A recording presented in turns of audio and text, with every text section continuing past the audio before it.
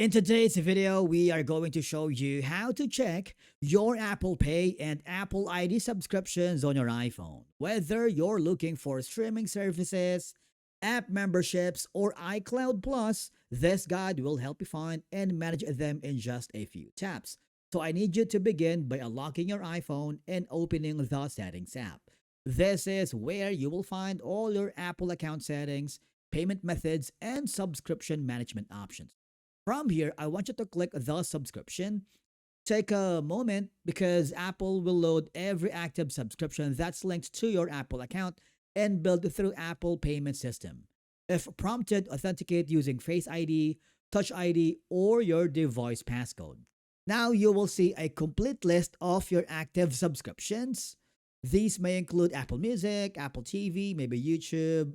In my case, I have iCloud Plus, or maybe in your case, you have third-party subscriptions like Canva, ChatGPT, YouTube, or other apps purchased through the App Store. So this makes it easy to know exactly what you are paying for. Or if you want, you can simply cancel. Okay, so basically that's it for today's video on how you can quickly check your Apple Pay and Apple account subscriptions on your iPhone. Thank you so much for watching. We will see you in the next video.